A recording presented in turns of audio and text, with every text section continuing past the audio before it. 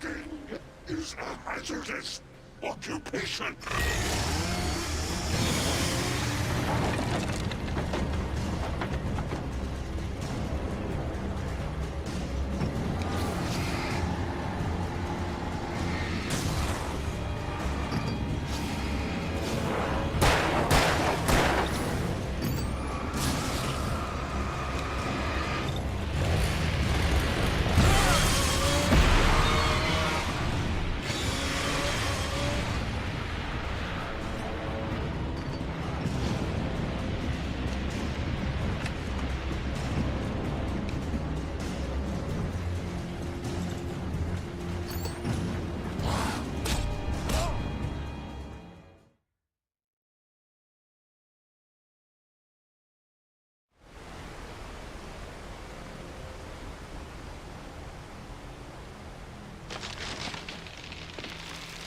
Stalking is a hazardous occupation.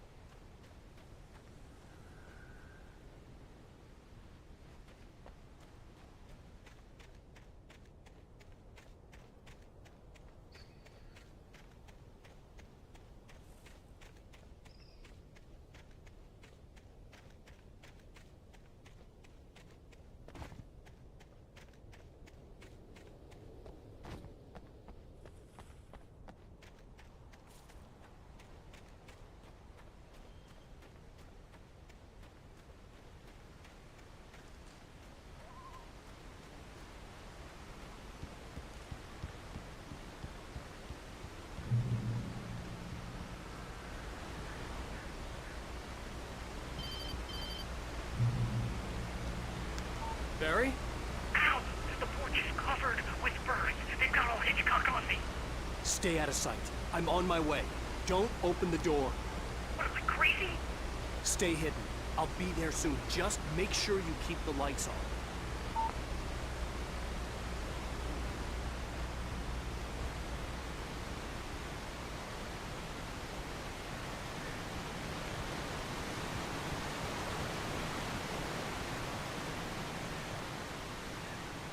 I still had to reach Barry at the cabin, but at least I was out of the woods.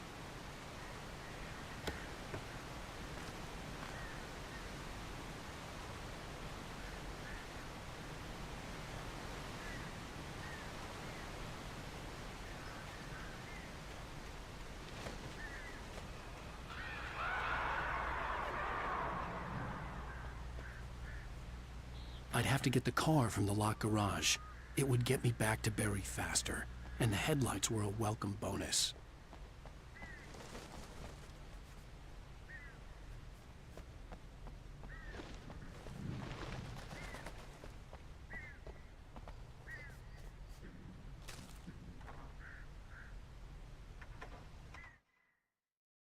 The FBI agent's command froze me in place. I considered surrender. It was all falling apart anyway. I could give in, let someone else deal with it, but it felt all wrong. Call it instinct, his posture, the way he held the gun. He was no friend. Shots ringing in my ears, I leaped for the hole in the fence and stumbled into the darkness beyond.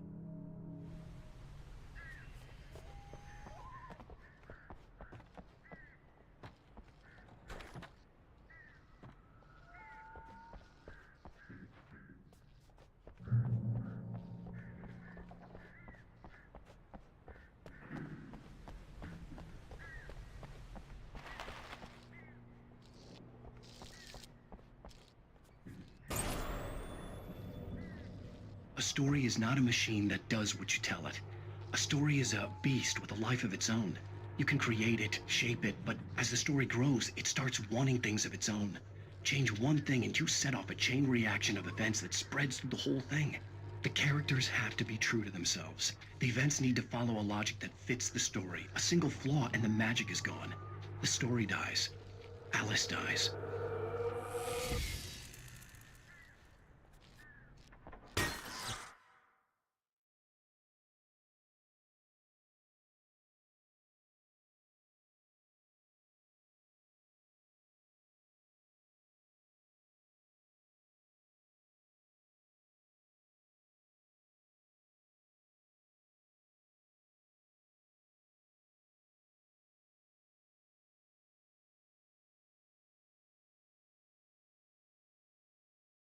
You can learn about nature and yourself.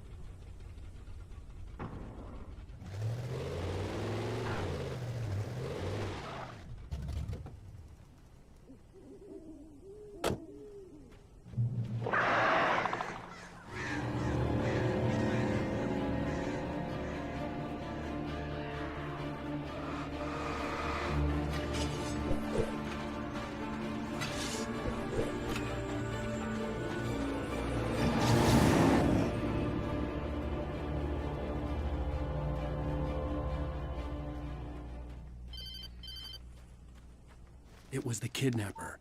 You son of a bitch! Where's my wife? Enough horseplay, Wake.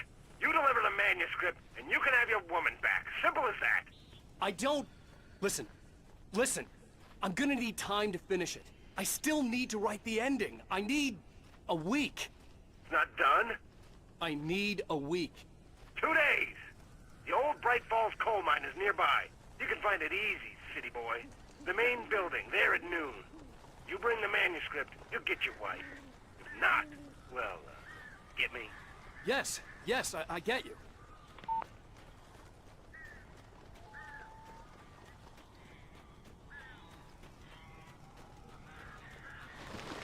Barry had talked about birds over the phone.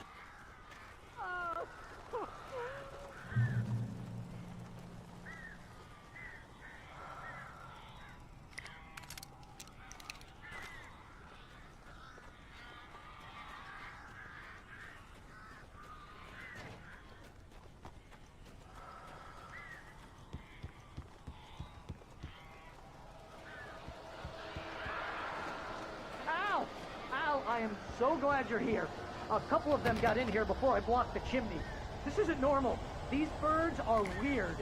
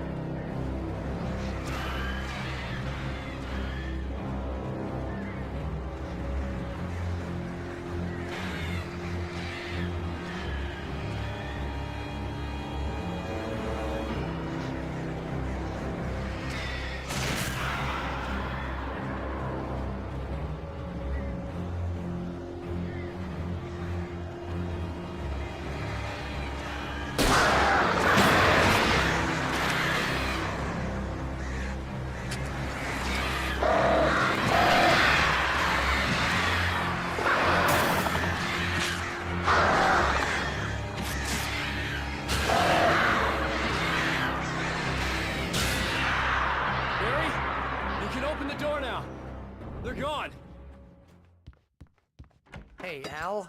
I'm sorry for thinking you were having a psychotic episode, man. I sent Barry to the town to ask around about a man fitting the kidnapper's description. He'd go through the archives of the local paper. Perhaps he could learn something. Anything about the island and the cabin that had disappeared. The man wanted a manuscript. I had to try to write him one to get Alice back.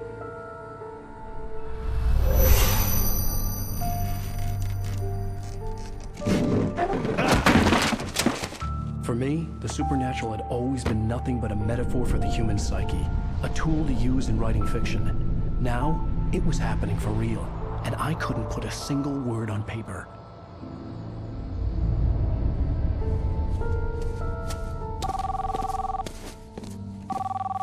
Barry Wheeler speaking. This is Rose. Rose? I found Mr. Wake's pages. Oh, you sweet, brilliant girl. Could you and Mr. Wake come get them? I live in the trailer park outside the town. We'll be there in less than an hour. Bye now. See you soon. Have a great day. Hope you come back soon. Welcome to the Oh Dear Diner. Good girl.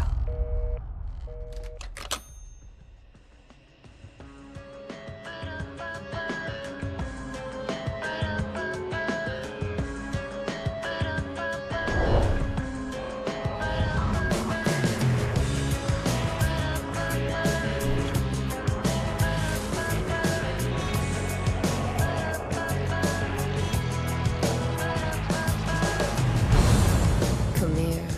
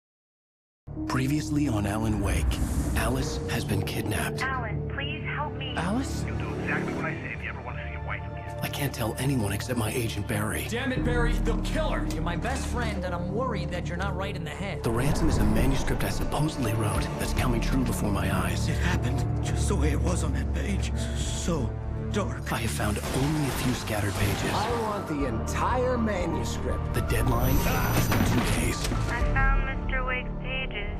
Good girl. How the hell did she get her hands on the manuscript anyway? I don't know. She's resourceful. I told you you were too hard on her. Listen, I found out all sorts of interesting stuff while I was digging around. Yeah. Mr. Wake, it's Sheriff Breaker. We have an FBI agent here, Agent Nightingale. FBI? He's anxious to see you. You'd better come to the station. Okay, I'll be right over, Sheriff. Let's make this quick, huh? Help you folks? Name's Randolph. I'm the manager. We're looking for Rose. Works as a waitress down at the diner. Rose, sure. Nice girl. Who wants to know? I'm Alan Wake. The writer, huh? I heard on the radio you were visiting. Well, I'll show you her trailer. That Rose, she's a nice girl. Always pays her rent on time. As I was saying, Al, I found all sorts of weird stuff from the local newspaper's archives. This place is crazy. Disappearances, mysterious deaths, urban legends come true, and get this, most of this stuff takes place around Cauldron Lake. Well, you ain't wrong, mister. The Indians thought the lake was a doorway to the underworld. I'm the God-fearing type myself. I don't hold with that sort of thing. Yeah, okay. Anyway, there was an island there owned by a guy called Thomas Zane. Now, some of the articles I found about him make him out to be a famous writer, but I ran a bunch of searches, couldn't find a single thing he wrote. Zane was heavily into diving, so much so that the place came to be called Diver's Isle. But the volcano under the lake erupted in 1970, and Zane went down with the island.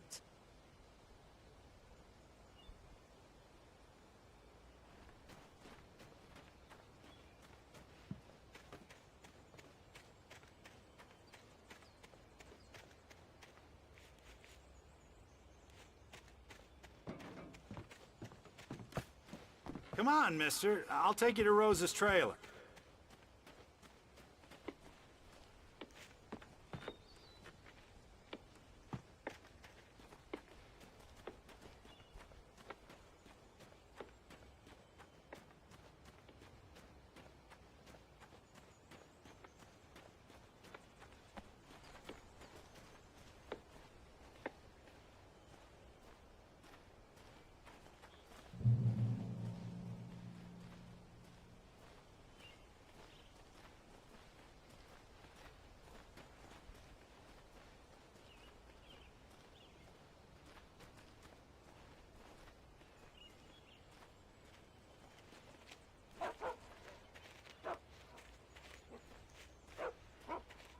Yeah, how about that?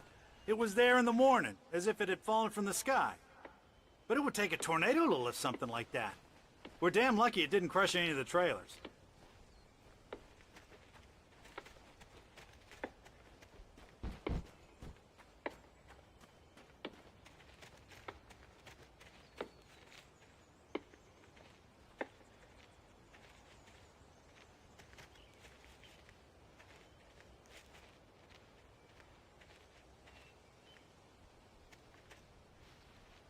It gets better. A local girl, Barbara Jagger, drowned in Cauldron Lake just a week earlier. They were lovers. Sure, Jagger's a local spook story. The Scratching Hag comes for you in the dark. Childish stuff like that. Anyway, Al, I'm just getting to the best part. All of the articles about this stuff were written by Cynthia Weaver. I asked around, and she's that crazy bag lady you met. What, the lamp lady? She can be a little loopy, but she's not homeless or anything. Yeah, anyway, she knew both Jagger and Zane before they both died, and she had some kind of a breakdown.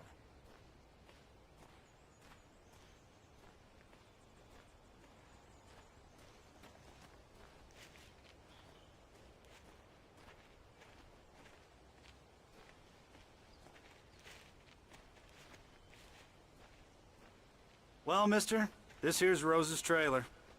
You mind me asking what you want with her? We're just here to talk to her, pal.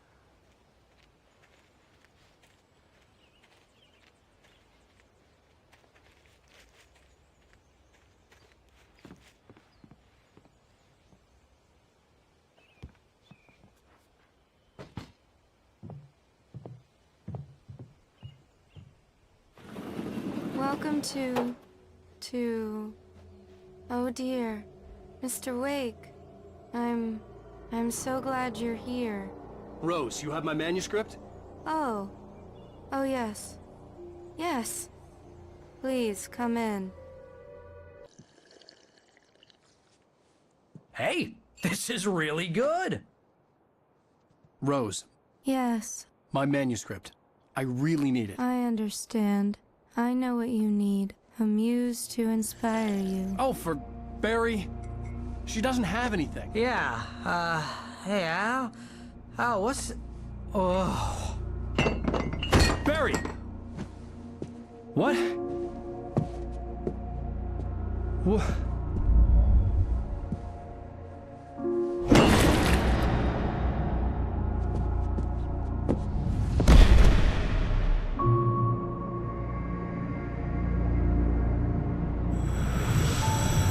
It's coming for you, hiding in my barber's skin. I'm too weak to stop it. You must turn the lights on. I promised I'd come visit you and your lovely wife. You must finish what you started. I insist. You must turn the lights on. Turn the light on.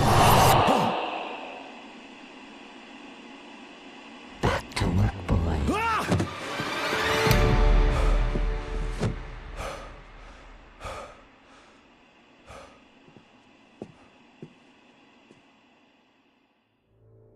I felt nauseous, hungover. Only anger kept me going. I can't tell reality from dream anymore, but it seems I have an imaginary editor to help me. She's an old woman in a funeral dress. I call her Barbara Jacker. She's very strict. I'm writing faster and faster. My manuscript is being heavily revised. The edits are getting very aggressive, and each day there's less of me and more of her. I hate it, but I know she's right. She promises me I can save Alice this way. She knows more of this than I do. About the complex incantation I'm attempting. About this place. She's worked with another writer under similar circumstances, Thomas Zane. The genre of the story seems to be shifting. It's turning into a horror story. I'm getting close. I can feel it.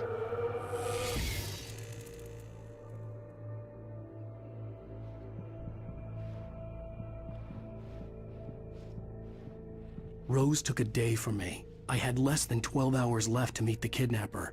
All I could do was get Barry into the car, work something out once I got on the road.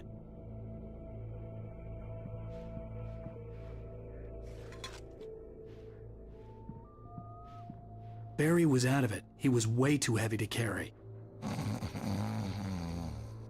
You're right. I deserve more money. I'm so handsome.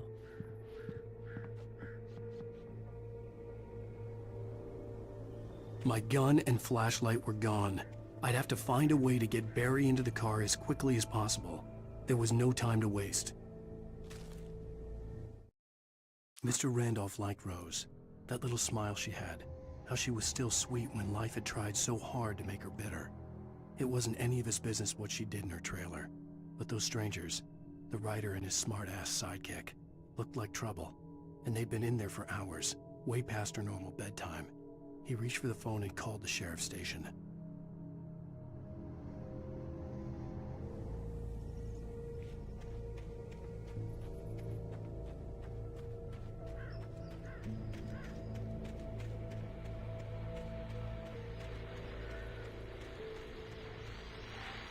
I just stepped outside to catch a breath of fresh air. Let me tell you, the weather's getting heavy. Nights like this make me especially glad I'm here talking to you and not home in bed. Once the weather takes a turn like this, I can't sleep at all. It's all tangled bed sheets and dark thoughts. punctuated by the occasional plunge into nightmare. Is it just me? Well, perhaps it is. But I hope I can make the night a little bit easier to get through. Caller, you're on KBF FM. Hey, Pat, it's Walt Snyder. What's on your mind, Walt? Well, I am the way you are, but, well, I can't sleep either, you know? I just been staring out the window here, trying to make sense of it all, but, I ain't been drinking either, you know? I just... Well, you sound like a man with a problem, Walt. I had argument with Danny, and, then I got in trouble with the law, and, I'm just, well... I heard something like that, Walt. Yeah, well, he's, Danny's my best friend, and, they let me on bail today, and now I'm just alone here at the window, waiting. Man, and there's something in the air tonight, man. I was just outside looking up at the sky above our broadcast tower thinking the same thing. What are you waiting for, Walt? I don't know. Something's gonna happen. I think I better go. Well, Walt, maybe... No, thanks, Pat. Well, good luck to you, Walt. Hang in there. Let's take a little break, folks. This weather's really something else, huh? How can I be sure that you will walk away? Why'd you look at that?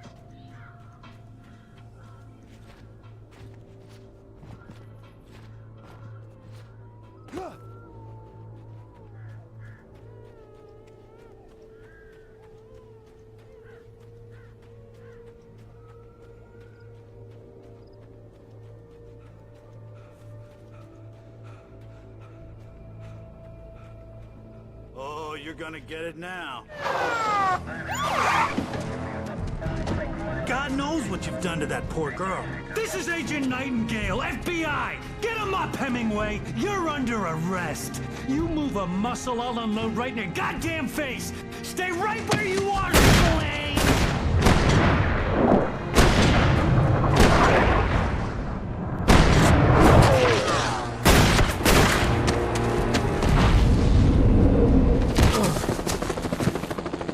What are you?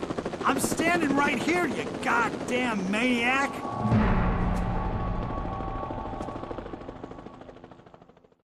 I hated to leave Barry behind, but there was no way I'd miss my appointment with the kidnapper. Give it up, Mr. Wake. Come on. Get after it! Don't let him get away! Move it! I'm hurting John. Let him get away!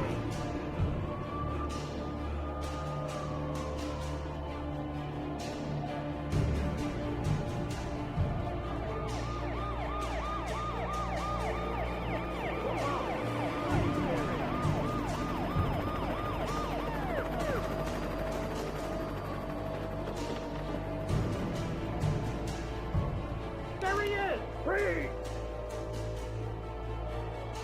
Okay, men, keep your eyes peeled. He's gonna try to make it through here. Oh, damn. This way! Fan out! Over here! I think you win! You're under arrest! Over here! Over here! Right up here! God damn it! Where did he go away? The side! I'm off!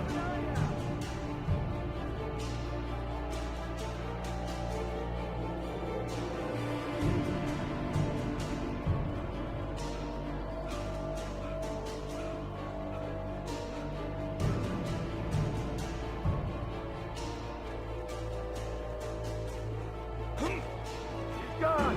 Come on, guys! We need to head him off!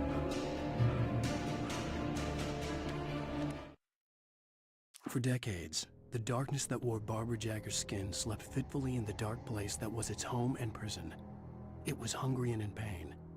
It dreamed of its nights of glory when the poet's writing had called it from the depths and given it a brief, terrible taste of power and freedom.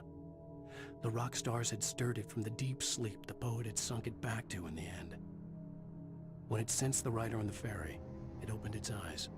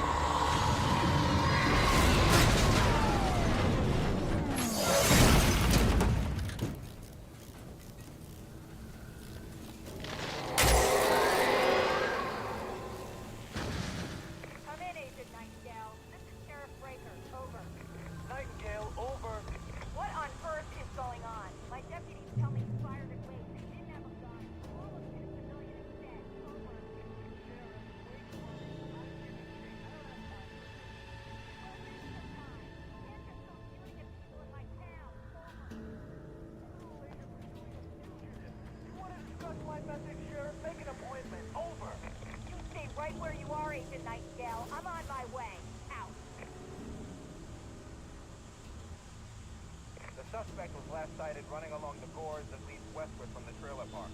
All units are advised that the suspect may be armed. Approach with caution. James out.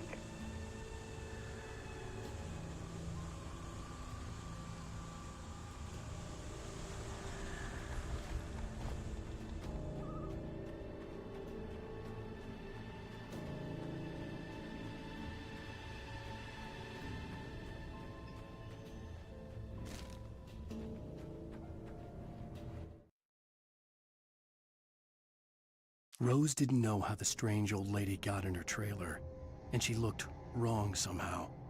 The woman showed her teeth in an approximation of a smile and traced a finger down Rose's cheek. "Pretty girl," she said. Rose felt as if she was falling asleep, but her knees didn't buckle. The crone spoke in a whisper, her words ice cold and dark in Rose's ear.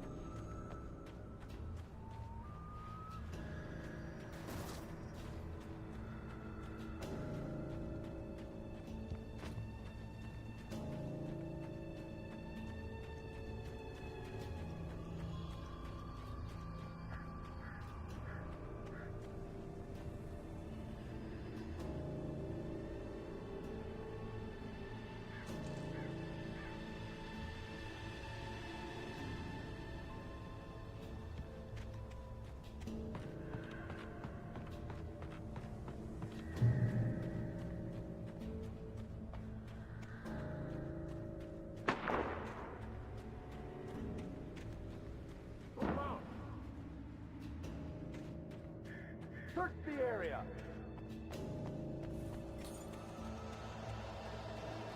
Stay sharp! This way! Over here! Hey! Who's there?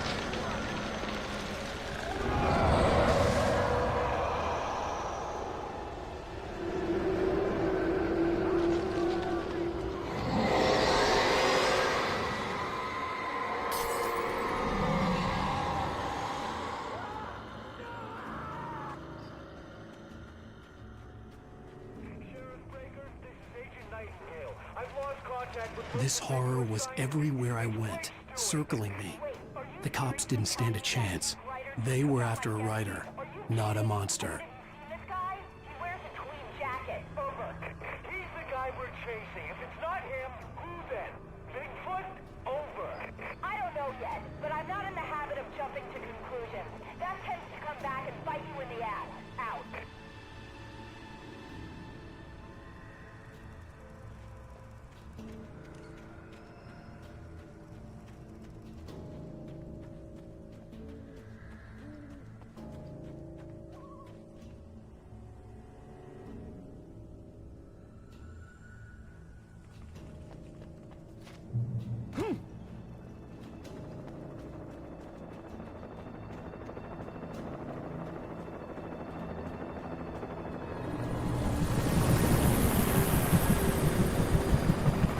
You on the ground. Hold it right there. There's nowhere to run. Freeze!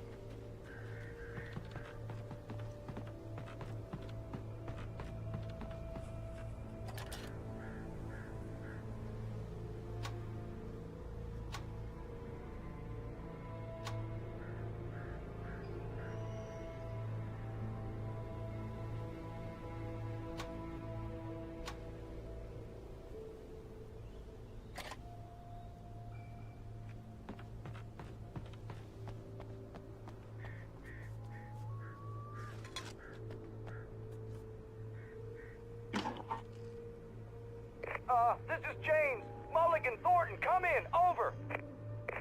Thornton here. James, we got both Wheeler and Rose in custody. They didn't put up a fight or anything. Why, they were... Hey, Mulligan, what are you doing? Come on! Sit down and give me that. James, Mulligan here. Over. Go ahead, Mulligan. Over. We got Wheeler and Rose here. Wheeler's drunk or hopped up on something. Speaking of which, that Fed had a pretty distinctive whiff of Otis Scotch about him, if you know what I mean. Over. I don't have anything on that, Deputy Mulligan. Over. Well, whatever. Anyway, Rose is just being plain weird here. You better get Doc in to take a look at both. Over. Gotcha. You better get them here quickly. The, Fed's gonna want to interview Wheeler. Over. Oh, yeah, I'll bet he does. Looks like they have a lot in common. Mulligan out.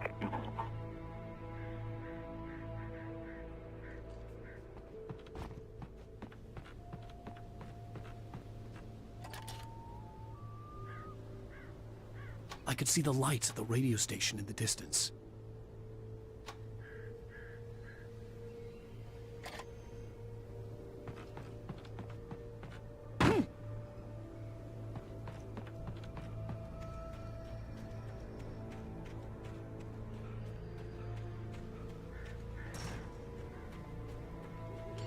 I imagined that the broadcast tower in the distance was part of the local radio station. Maine seemed like a decent guy. Perhaps he could give me directions to the coal mine.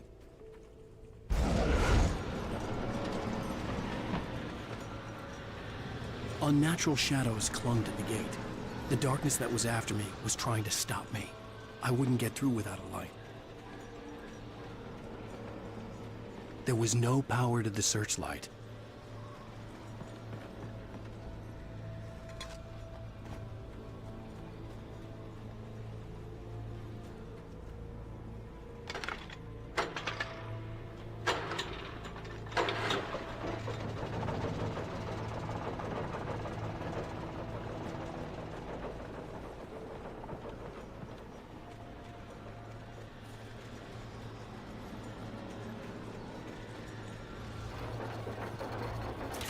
The old generator conked out.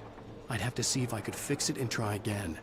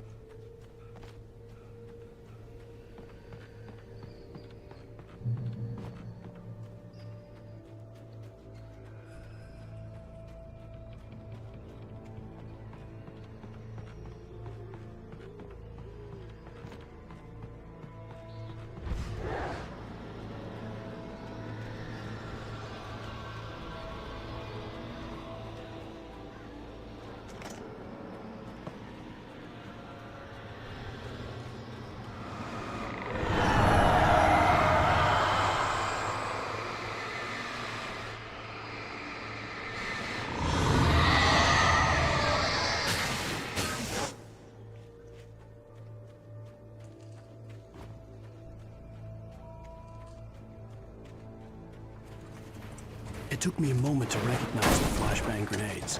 They were an ideal weapon for my situation. Team 1, come in. Over.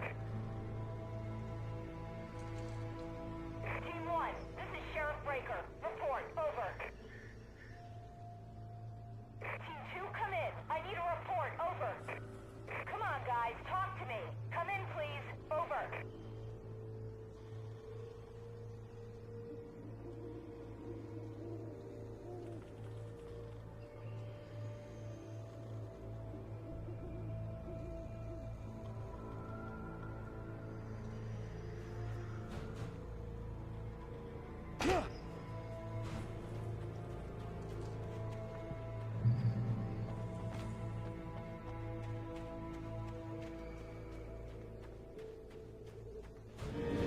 You let out the right to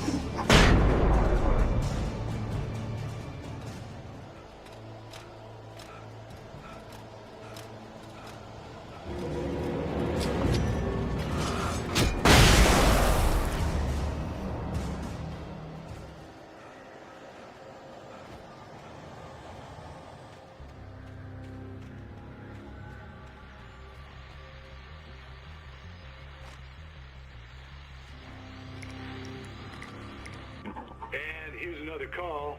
You're on KBF-FM with Pat Maine. It's Milt Peabody, Pat. What's on your mind, Milt? Well, I live near the trailer park, Pat, and there's a big ruckus going on over there. Well, that's just up the road from me, too. What's going on, do you know? I don't know, but there's a bunch of police cars there, lots of sirens, a helicopter buzzing around, and I think I heard some gunshots. Gunshots? Yes, sir, like from a pistol. So can you find out what's going on? Because it's just next door and they're popping off guns there. They're still shooting? No, it was maybe 10, 15 minutes ago. It sounds serious, Pat. I'm telling you, it don't sound like no party. Well, I'm certainly going to give the station a call, Milt. Okay. You'll hear it here as soon as I hear from them. Okay, thanks.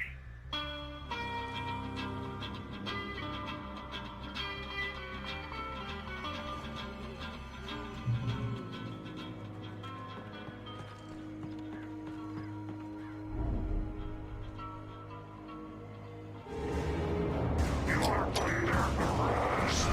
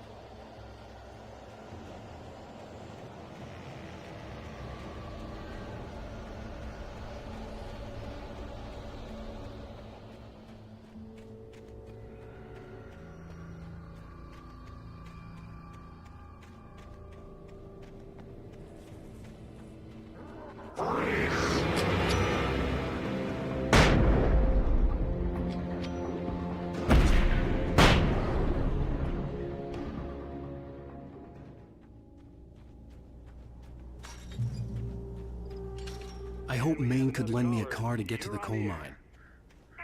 It's Lorna Miles. Why,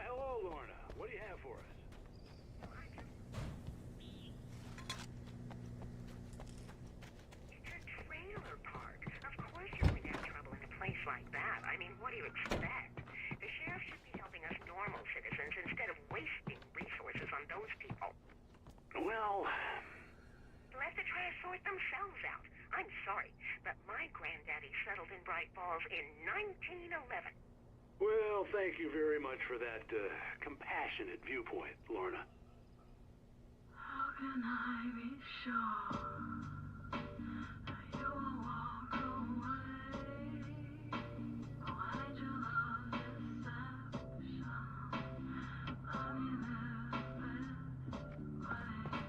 Oh, here's a little surprise. The famous writer Alan Wake just walked in. Folks, I'm going to see if I can talk him into an interview. Come on in, Mr. Wake. Oh, I'm so glad you could find the time to do this, Mr. Wake. Nowhere to run now, Dan Brown. You back away from me. Don't hurt. Whoa. Everyone calm down. Put the gun down. We're all friends here, right? Cool your jets, Nightingale. We got him. What the hell's the matter with you? There's a civilian in there.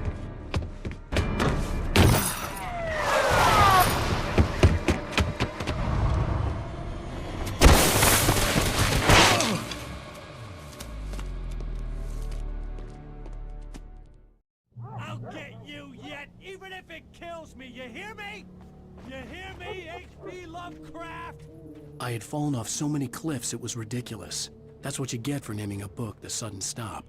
It was probably good I hadn't had the chance to tell Maine where I was going. I'd have to lose the cops and find my own way to the mine.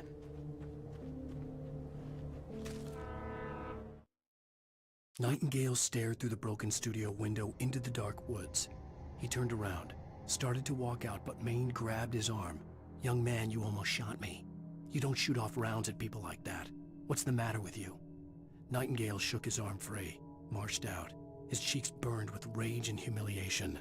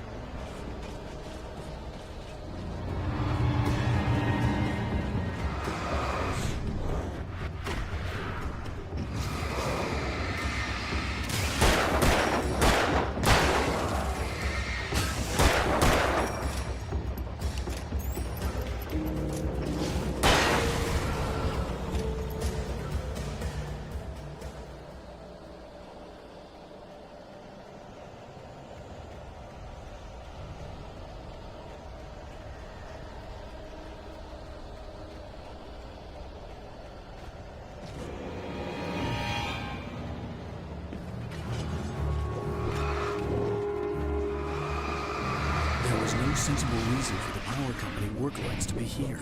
It was almost as if they'd been left for someone like me to use.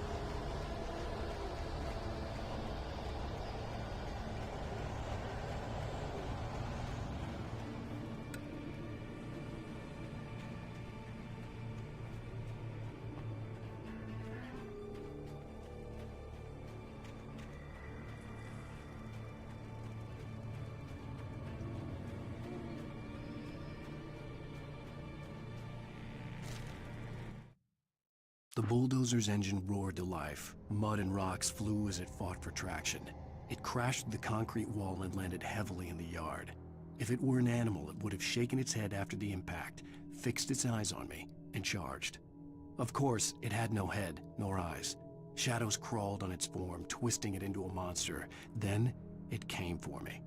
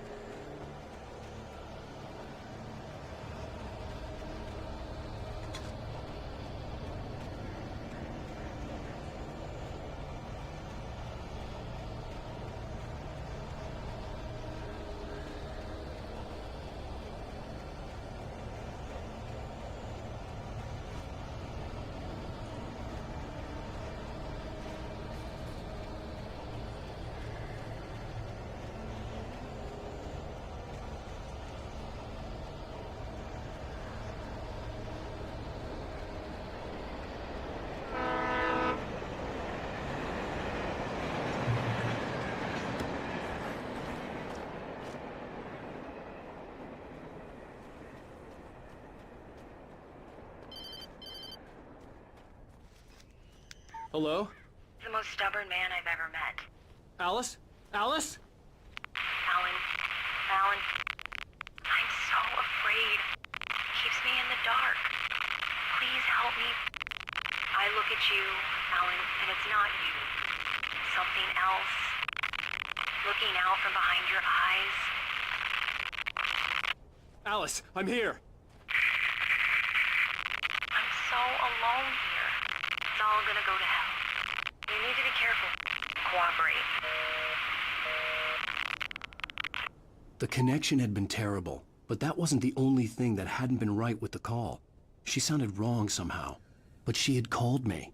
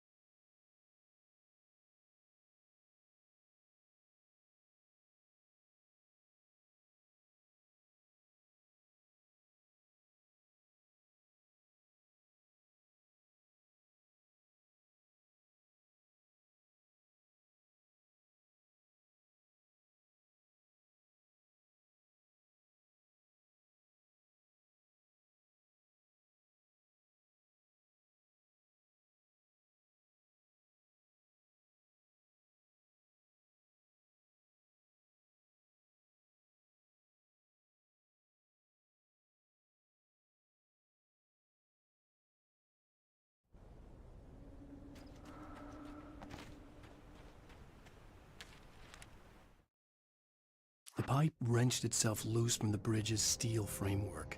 Wrapped in darkness, it floated in midair, twitching. For a moment, I didn't understand what I was looking at. The heavy object lurched at me with impossible force. I threw myself out of the way, but just barely. When I turned my flashlight on it, it shook in a dark rage before it flew at me again.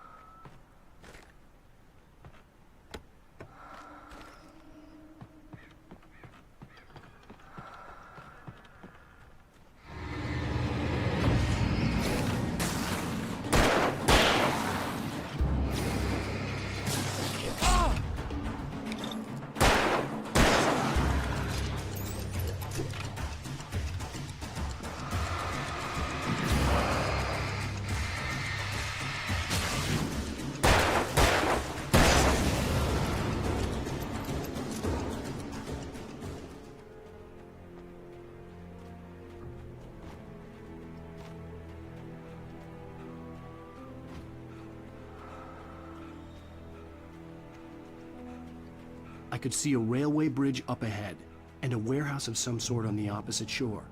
I hoped I could find a car from there.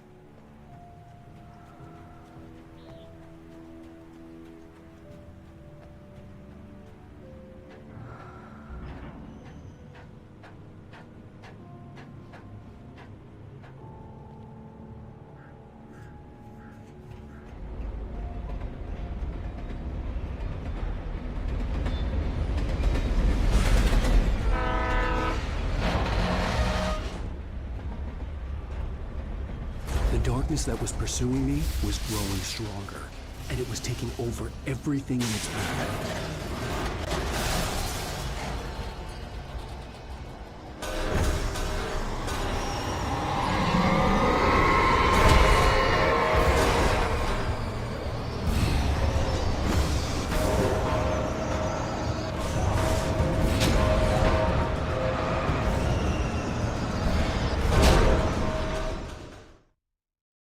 On the opposite shore.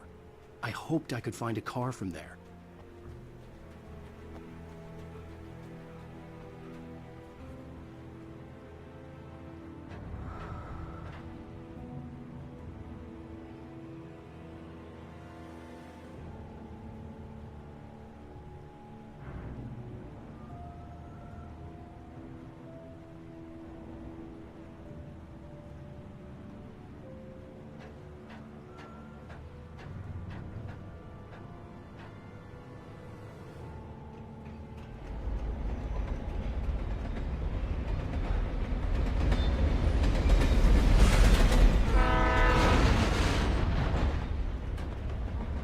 The darkness that was pursuing me was growing stronger, and it was taking over everything in its path.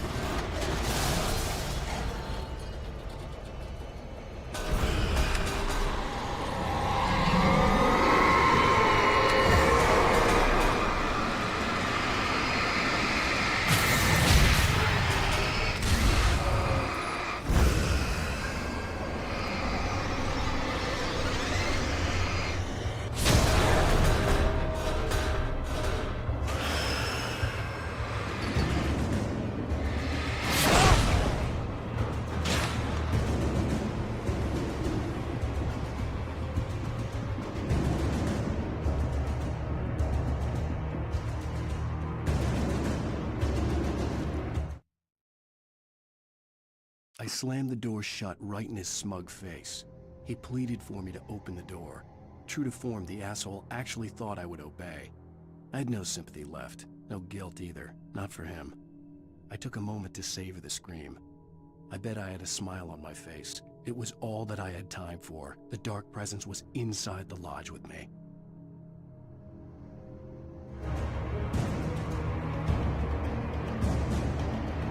As a teenager, just starting to get interested in writing, Stephen King had been a source of inspiration to me.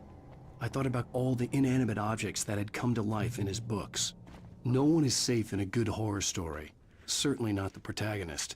That's what makes them fun. This was anything but. The darkness could possess anything, and it was getting closer.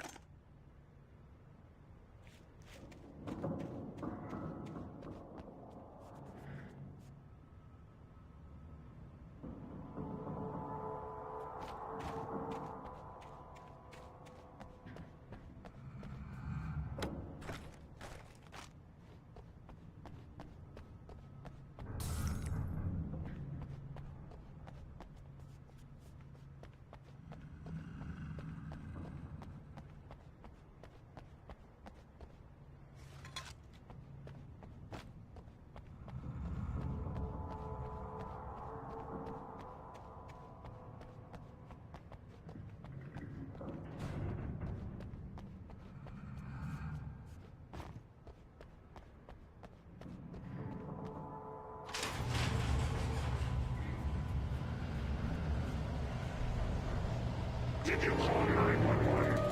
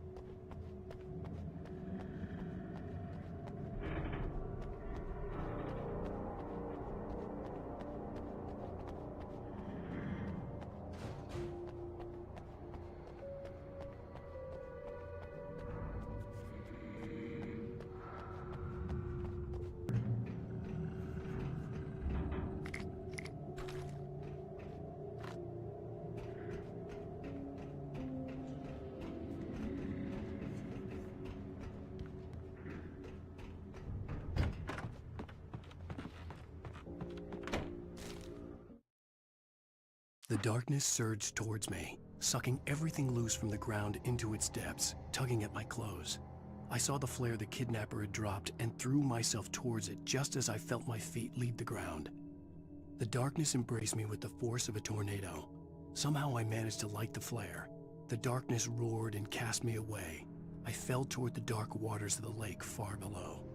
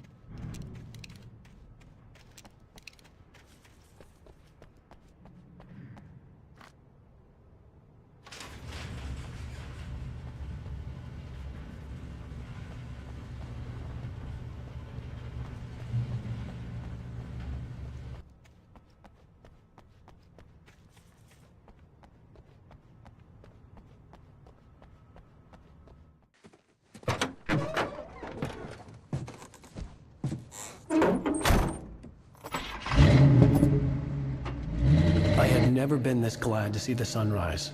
I had a couple of hours to get to the coal mine.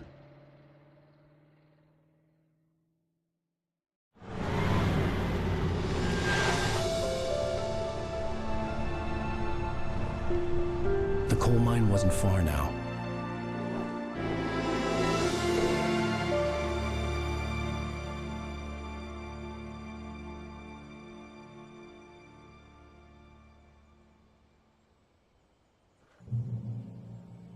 Today, I would meet the kidnapper, and he would give me Alice. I wouldn't give him any other choice. A drowning man will clutch at a straw.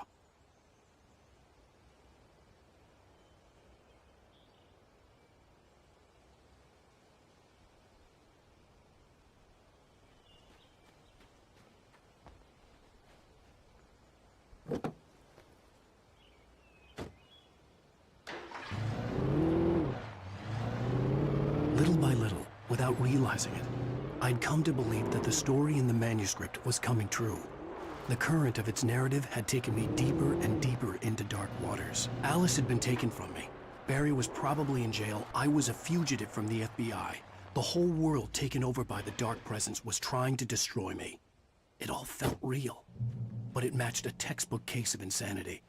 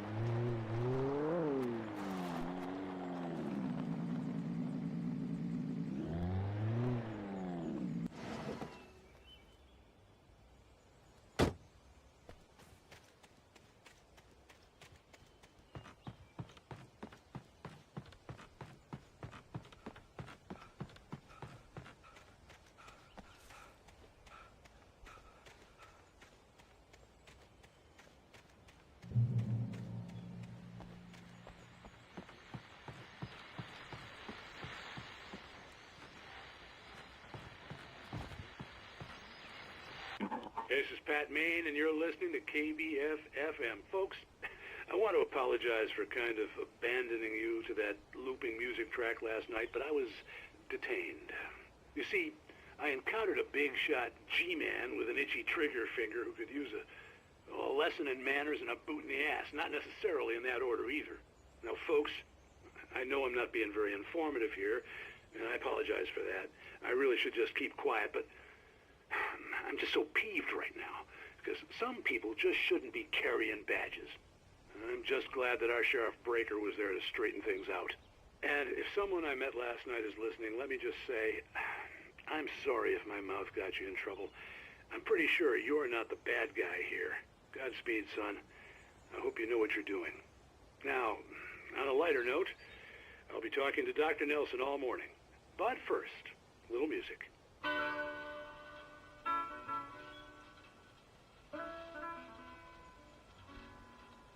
Nobody cares about me. Ain't even got a friend. Baby's gone and left me. When will my troubles end?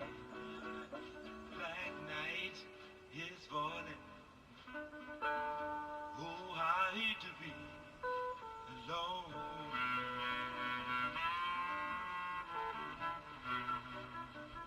I keep crying for my baby,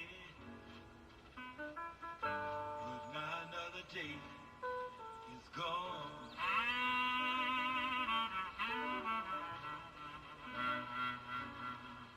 I've got no one to talk with, to tell my troubles to.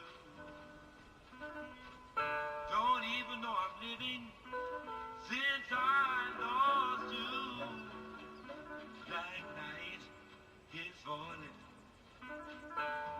Oh, I hate to be alone.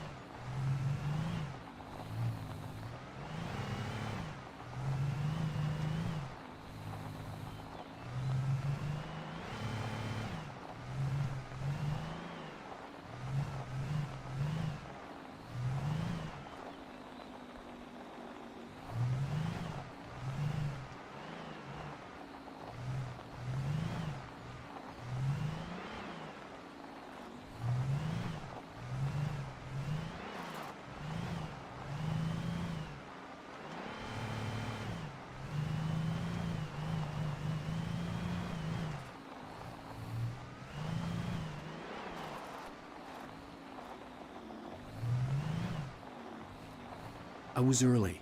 I was supposed to meet the kidnapper at noon in the main building. The coal mine was quiet. It was a museum now.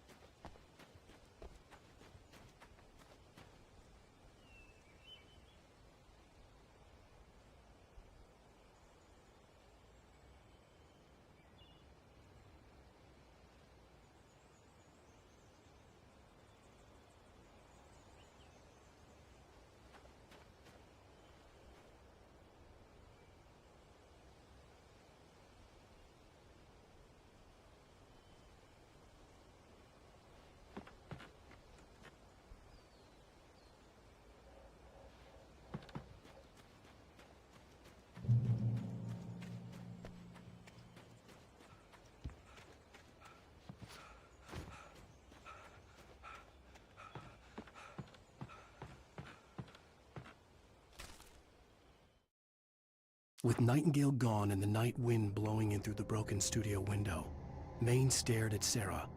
The sheriff looked away. Maine's voice shook with barely controlled anger. That boy's doing more drinking than thinking. I hope you know what you're doing, Sarah. He's got a sickness in his eyes.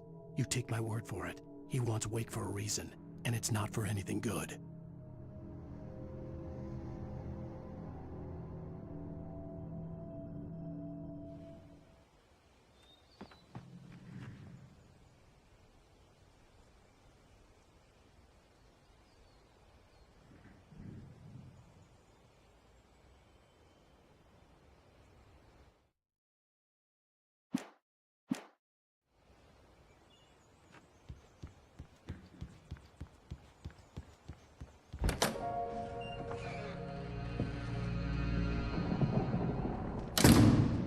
I didn't want to go outside.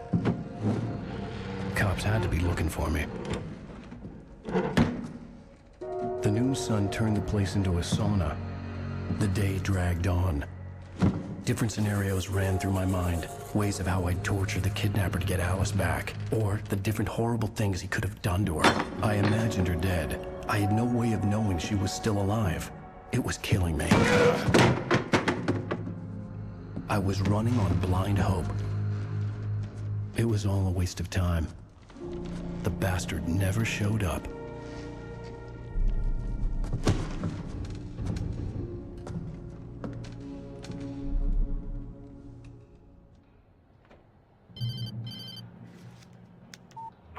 Where the hell are you? Change of plans.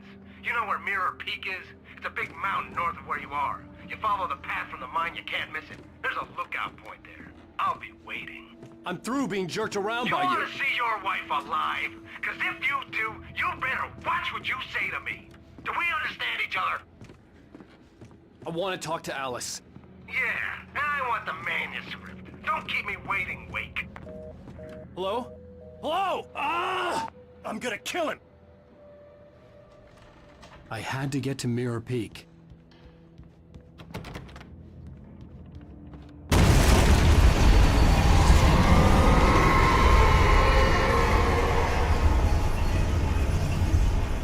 It was close. Maybe closer than ever before.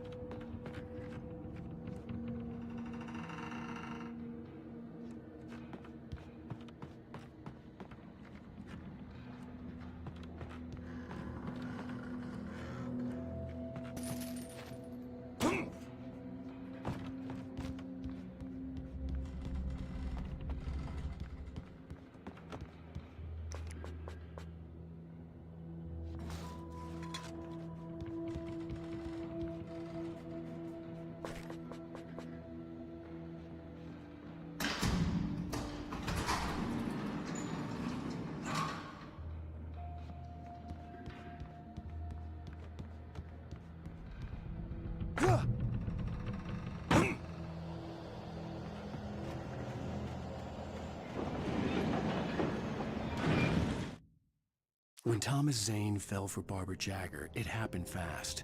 She was young, vibrant and beautiful, full of life. He had never been a very happy man, and without any seeming effort, she had changed all that. Zane felt good for the first time in his life. Everything she did was another piece of a jigsaw puzzle he hadn't even known he'd been missing. And best of all, she made the words flow, strong and sharp. She was his muse.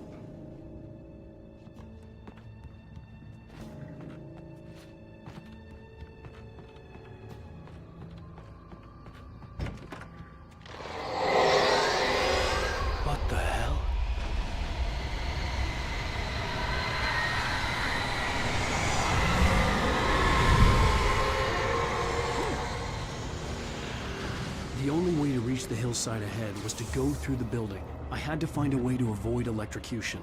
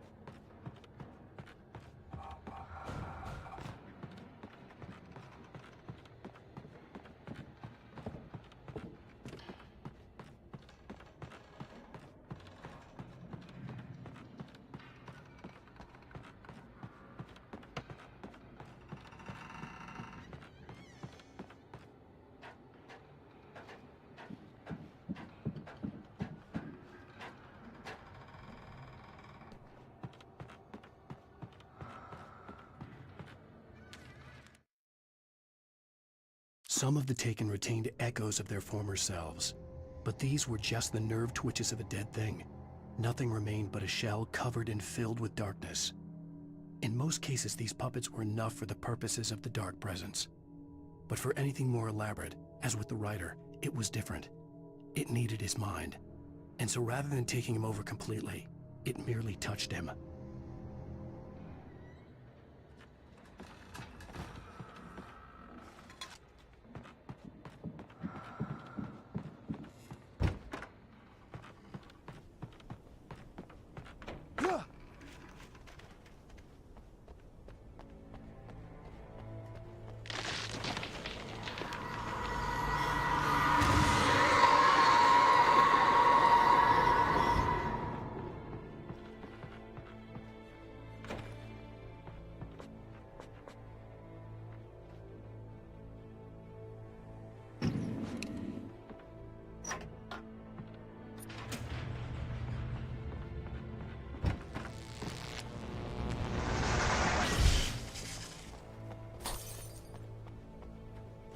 There was no way the flashbang grenades were standard power company equipment.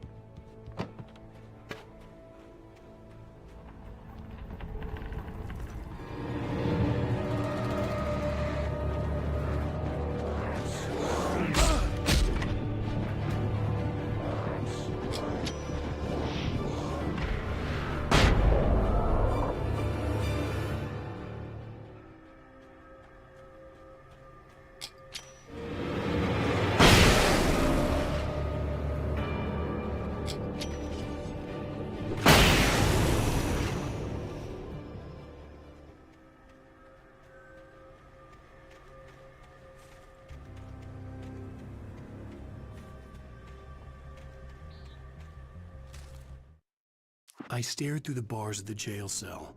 Barry stood behind me, swaying on his feet, looking as ill as I felt. Agent Nightingale stood on the other side of the bars with Sheriff Breaker. Nightingale had a stack of manuscript pages in his hand. He seemed unhinged as he gloated. "Well, I've got you now, Raymond Chandler. It's all here. All the evidence, including conspiracy to murder a federal agent."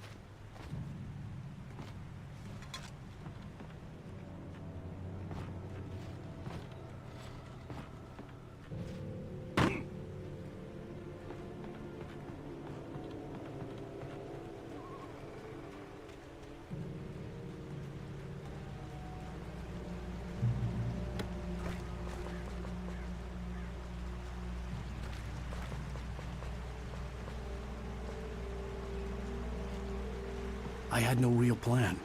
I was going to give the kidnapper all the manuscript pages I had for Alice. If that wasn't enough, I'd hold him at gunpoint and make him talk.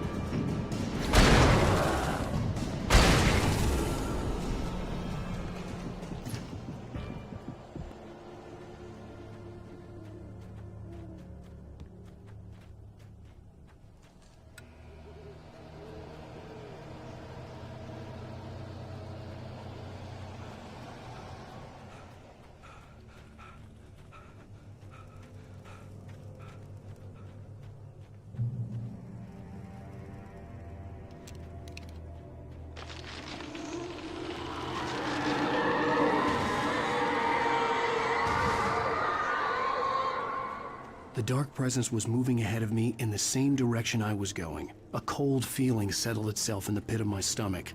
Was it going for Alice?